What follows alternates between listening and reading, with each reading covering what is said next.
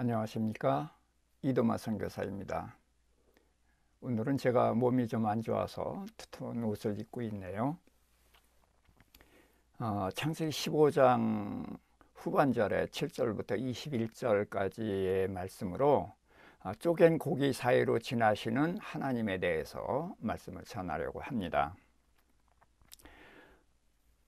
15장 5절에서 내 후손이 하늘의 별 같으리라는 말씀을 6절에 아브라함이 여호와의 말씀을 믿었습니다. 그래서 내 후손이 하늘의 별 같으리라는 그 말씀을 믿었을 때에 하나님께서는 이를 그의 의로 여기셨거든요. 그 믿음을 의로 여겨 주셨습니다. 그런데 7절에서 땅 얘기를 하셨어요. 하나님은 일관되게 큰 나라, 하나님의 나라를 말씀하시면서 땅과 후손을 계속해서 말씀하셨잖아요. 그래서 가나안 땅을 이제 주시는 건데, 큰 나라는 땅과 후손입니다. 그래서 그것을 네가 바라보는 땅, 내가 밟는 땅, 또 내 후손은 땅의 틀같이, 그래서 점점 구체화해 주셨단 말이죠. 그래서 드디어 이제 15장 6절에서 아브라함이 그 하나님의 언약을 믿었습니다. 자, 그럼 그 언약을 믿었으면은, 후손에 대한 언약을 믿었으면 땅에 대한 언약을 당연히 믿고, 우리 식으로 하면 할렐루야, 감사합니다, 아멘, 그랬어야 되는데 아브라함의 반응은 의외입니다. 7절부터 8절을 보도록 하겠습니다. 또 그에게 이르시되 나는 이 땅을 내게 주어 소유를 삼게 하려고 너를 갈대아인의 우르에서 이끌어낸 여호와로라. 그가 이르되 주 여호와여, 내가 이 땅을 소유로 받을 것을 무엇으로 알리까? 그래서 하나님 후손의 약속은 믿었는데 땅의 약속을 하니까 무엇으로 알겠습니까? 못 믿겠다는 거예요. 자, 그러니까 우리는 믿음의 조상 아브라함을 통해서 믿음의 과정에 대해서 꼭 좀 이해했으면 하는 것입니다. 믿음은 그렇게 한순간에 생기는 것이 아니거든요. 왜냐하면 지금 가나안 땅을 주신다는 하나님의 약속이 아브라함은 이해가 안 되는 겁니다. 자, 하나님의 약속은 믿기가 어렵습니다. 왜 그렇습니까? 너무 커서 믿기가 어렵고, 또 불가능하니까 믿기가 어렵고, 또 이 세상에 없는 것이니까 믿기가 어렵습니다. 그래서 후손은 가능하거든요. 아직 부부생활 하니까 하나님이 아들 주면 아들 낳고 아들 낳으면 가능한데, 땅을 준다는데 이것을 믿을 수가 없었어요. 이 땅이 그렇게 큰 땅도 아닙니다. 뭐 강원도 땅만 하다, 그렇게 알고 있는데, 그런데요, 여호수아가 가나안 땅을 정복했을 때에 왕을 몇 명을 죽였냐 하면 31명을 죽였습니다. 그러니까 31나라를 정복했다는 거예요. 근데 가나안 땅을 다 정복했습니까? 아니에요. 블레셋 5방백이 남아 있었고, 또 갈릴리 지역에 여러 나라가 남아 있었어요. 그러니까 적어도 40개 이상의 나라가 있는 곳이 가나안 땅입니다. 자, 그러니까 나라가 있으면 왕이 있고 군대가 있죠. 성이 있고 백성이 있습니다. 다 임자들이 있는데, 막강한 세력을 가진 사람들이 있는데 그 땅을 준다는 게 믿어지지 않는 게 당연한 거죠. 그래서 아브라함은 무엇으로 알겠나이까? 이렇게 질문을 하는 것입니다. 질문은 알고자 하는 욕구입니다. 하나님의 뜻을 이해하고 믿고 싶어서 질문을 하는 것입니다. 질문을 나쁘게 보는 그런 의식을 여기서 우리 좀 깨나갈 수 있기를 부탁을 드립니다. 자, 그래서 무엇으로 알겠습니까 하고 물었더니 이제 여호와께서 대답을 하십니다. 9절부터 11절입니다. 여호와께서 그에게 이르시되 나를 위하여 3년 된 암소, 3년 된 암염소, 3년 된 순양, 산비둘기, 집비둘기 새끼를 가져오라. 자, 그랬더니 아브라함이 그 모든 것을 가져다가 그 중간을 쪼개고, 그 쪼갠 것을 마주 대하여 놓고 새는 쪼개지 아니하였으며 솔개가 그 사체 위에 내릴 때에는 아브라함이 쫓았더라. 자, 하나님께서는 가져오라 그랬는데 아브라함이 그걸 쪼갰습니다. 자, 그러면 하나님께서 쪼개지 쪼개란 말씀을 안 하셨는데 쪼갰을 리가 없죠. 하나님이 쪼개라고 하셨으니까 아브라함이 쪼갰는데, 문제는 3년 된 암염소, 순양은 쪼갰어요. 쪼개서 마주 대놨는데 새는 쪼개지 않고 그냥 뒀다. 자, 그랬을 때에 솔개가 앉으면은 쫓았더라. 그 얘기는 아브라함 쪼개놓고 기다리고 있는 것입니다. 자, 짐승을 쪼개니까 번제다 이렇게 말하는 사람이 옛날에 있었어요. 네, 그런데 그건 제사가 아니죠. 제사는 각을 뜨는 것입니다. 그리고 이렇게 쪼개서 벌려놓고 있는 게 아니죠. 쪼개서 벌려놓고 기다리고 있는 겁니다. 그러니까 하나님께서 이 쪼개라고 하신 것이 무엇인지 아브라함은 지금 알고 있는 것 같아요. 근데 왜 새는 쪼개지 않았을까? 잘 이제 뒤에 가서 말씀을 드리겠습니다만은. 그러고서 기다리고 있는 것입니다. 그러니까 고기 냄새를 맡고 솔개가 먹으려고 다들면 호호하고 쫓으면서 기다렸다. 이렇게 보면 이 상황을 이해할 수가 있겠죠. 자, 그러면서 이제 12절부터 18절까지 내용을 요약하면 이런 내용입니다. 아브라함이 잠들고 흑암과 두려움이 임합니다. 그러고서 여호와께서 아브라함에게 나타나셔서 너는 반드시 알라 이렇게 말씀하셔요. 왜 반드시 알라고 하십니까? 아브라함이 무엇으로 알리까 하고 질문했잖아요. 그러니까 아브라함이 알고 싶다는 질문에 하나님이 답변을 해주신 거란 말이에요. 너 반드시 알아라. 내 자손이 이방에서 객이 될 것이고 400년 동안 섬기고 괴롭힐 것이다. 다 아시죠? 애굽에서 종노릇할 것. 자, 그리고서 내가 그들을 징벌하고 그들이 큰 재물을 이끌고 나올 것이다. 자, 애굽에서 430년을 지냈는데 성경은 그냥 400년 이렇게 하나님은 말씀을 하셨어요. 그리고서 요셉의 국빈으로 내려갔으니까 그때는 종이 아니었겠죠. 그래서 요셉이 30세에 총리가 되고 110세에 돼서 죽으니까 80년 동안은 국빈의 가족으로 살았을 것입니다. 그러고서 요셉이 죽은 후니까 이제 한 350년 그 이후에 이제 애굽의 왕이 바뀌면서 이스라엘 사람을 종노릇하게 했죠. 그러니까 한 350년 이하 미만이 되겠습니다. 그런 정도로 종노릇 했는데 하나님께서 그들을 징계할 것이고 징계하고 10가지 재앙 내리신 거죠. 그리고 큰 재물을 이끌고 나오게 하시리라. 무슨 얘기냐면은 300년 이상 350년가량을 종노릇 했단 말이죠. 그럼 품삯 받았어요? 안 받았죠. 그래서 하나님은 자기 백성의 품삯을 하나도 놓치지 않습니다. 예수님이 소자에게 물 한 그릇 준 것도 결단코 상을 잃지 않는다고 하셨어요. 자, 그런데 중노동을 한 것을 상을 안 주시겠습니까? 그래서 많은 은금 패물을 가지고 나오게 하시는 거죠. 우리가 다 아는 내용입니다. 너는 죽은 후에 4대 만에 이들이 돌아올 것인데 이는 아모리 사람들의 죄악이 아직 가득하지 않기 때문이다. 그래서 우리가 알고 있는 것처럼 이스라엘 백성이 모세와 함께 와서 여호수아를 따라서 가나안 땅에 들어갈 때에는 가나안 땅 사람들을 진멸하는 것입니다. 다 죽이는 것입니다. 심판하는 것이죠. 그런데 하나님의 심판은 그릇에 가득 차지 않으면 심판을 하지 않습니다. 여기는 그릇에 가득 차지 않았기 때문에 하나님께서 기회를 주시는 거고, 근데 아브라함의 후손이 여호수아를 따라서 들어갈 때에는 그들의 죄악이 가득 찼단 말이죠. 그래서 그때부터 심판을 하시는 거거든요. 이거를 이제 우리는 다 알지만 아브라함이 이걸 알 리가 없죠. 그래서 이 말씀을 그냥 하셔요.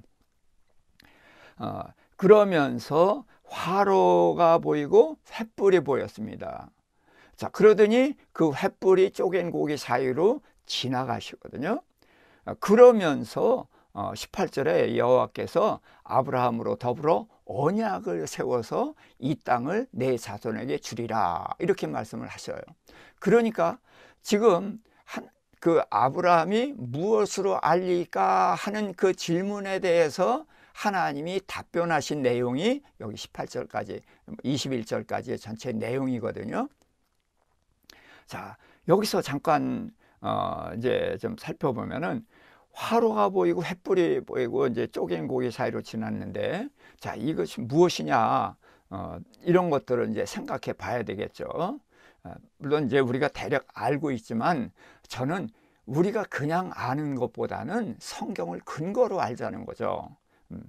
그래서 성경 해석의 기준, 제가 이사야서 34장 16절을 계속해서 강조하는 이유는 이 기준으로 성경을 봐야 정확한 답을 오류 없이 알 수 있기 때문입니다.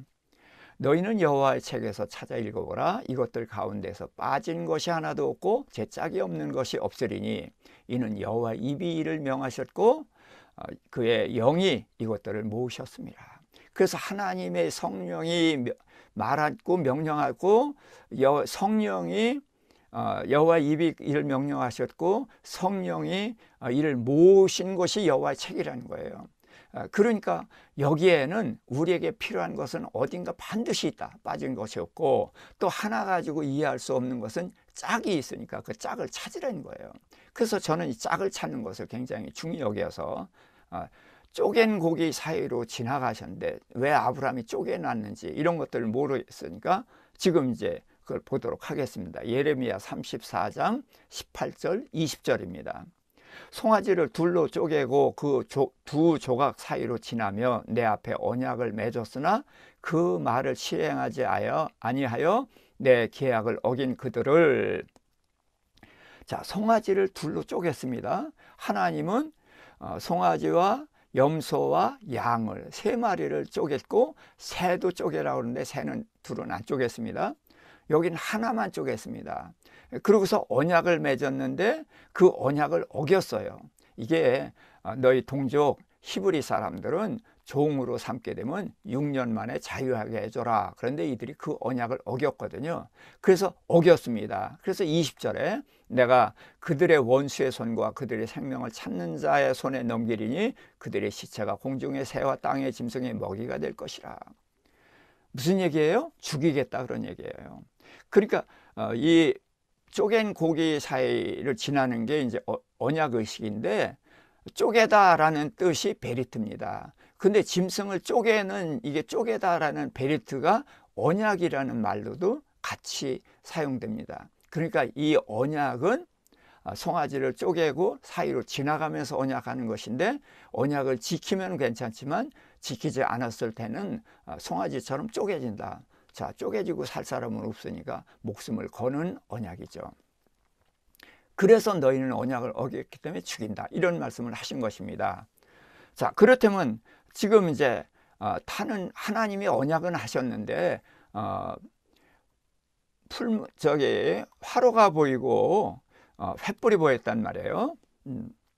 그래서 15장 17, 18절에 연기 나는 화로가 보이며 타는 횃불이 쪼갠 고기 사이로 지나가면서 언약을 세웠으니까 하나님이실 것이다 라고는 하지만 이 역시 짝을 찾아서 확실한 근거를 갖자는 거죠.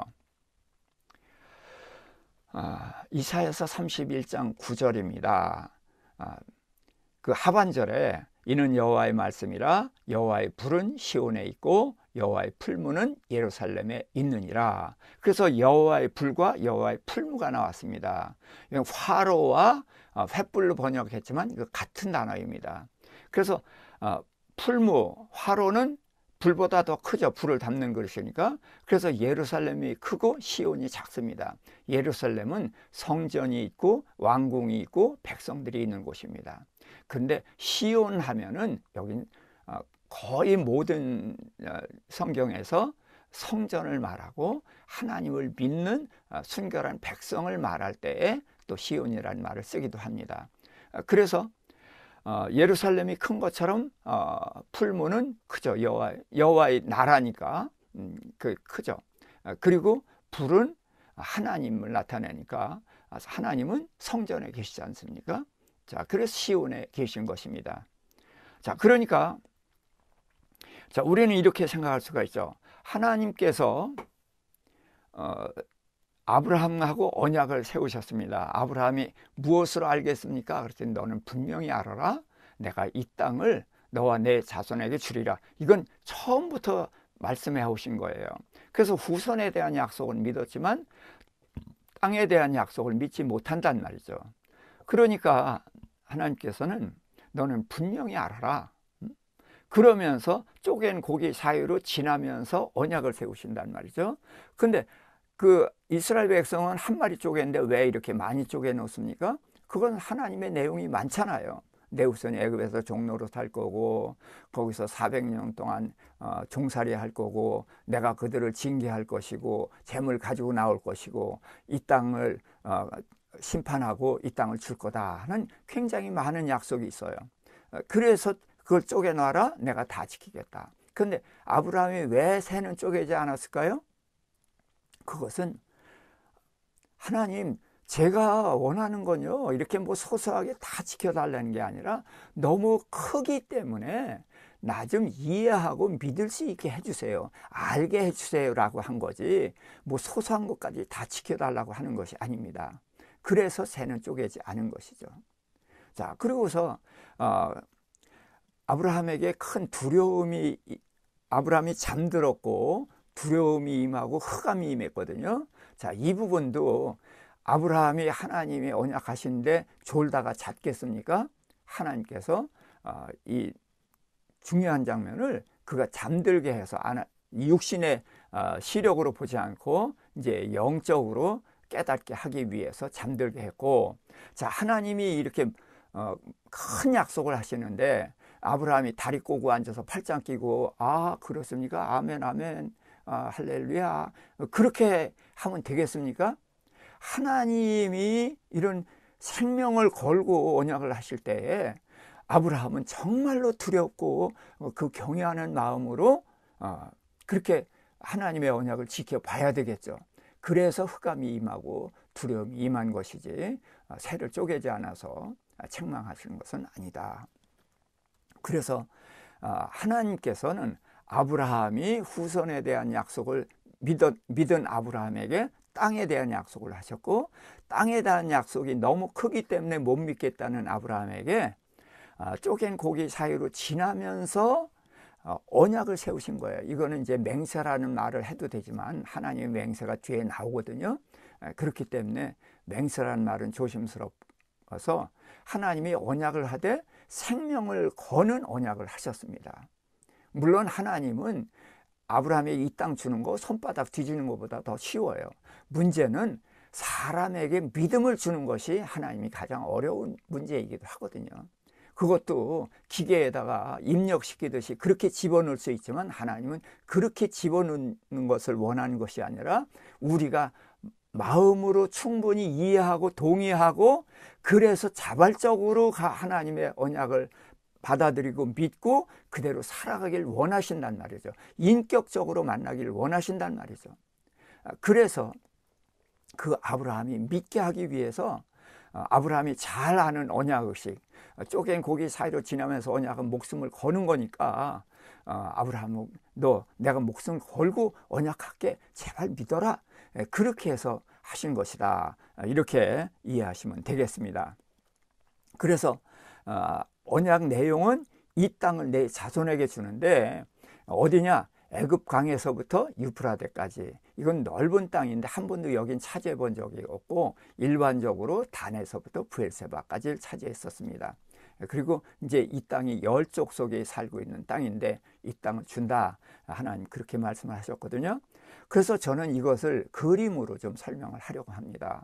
15장에서 하나님은 이 쪼갠 고기 사이로 지나면서 언약을 하셨어요. 그래서 송아지, 또 염소, 양을 쪼개고 새는 쪼개지 않았습니다. 지나시면서 언약을 하셨는데 그건 하나님의 언약이에요. 무슨 구체적으로 땅과 후손 얘기예요. 내 후손을 하늘의 별같이 많게 하고 그 후손들에게 이 젖과 꿀이 흐르는 가나안 땅을 주겠다. 이것이 하나님의 언약이란 말이죠. 그래서 내가 반드시 이 언약을 지키겠다. 만일에 못 지키면 내가 목숨 내놓을게. 그렇게 해서 하나님이 일방적으로 언약을 하십니다. 이걸 이제 편무계약이라고 하는데, 이제 뒤에 가서 17장에서는 아브라함에게 할례를 하게 하면서 언약의 당사자로 세웁니다. 그래서 하나님과 언약을 하는 것은 하나님이 목숨을 거신 것처럼 아브라함도 목숨을 걸어야 되는 그런 생명을 거는 언약입니다. 왜? 이건 생명이 걸린 언약이기 때문에 그렇습니다. 그래서 하나님 쪼갠 고기 사이로 지나면서 아브라함에게 믿음 주시려고 쪼갠 고기 사이로 지나면서 언약을 하시고 내가 반드시 지키겠다. 그것을 아브라함으로 믿게 하신 것입니다. 이후에 아브라함이 이삭을 번제로 바치게 되는 배경에는 이 하나님의 언약, 이것을 확신했기 때문에 그 길로 갔다. 그렇게 이해할 수가 있습니다. 여기까지 하겠습니다.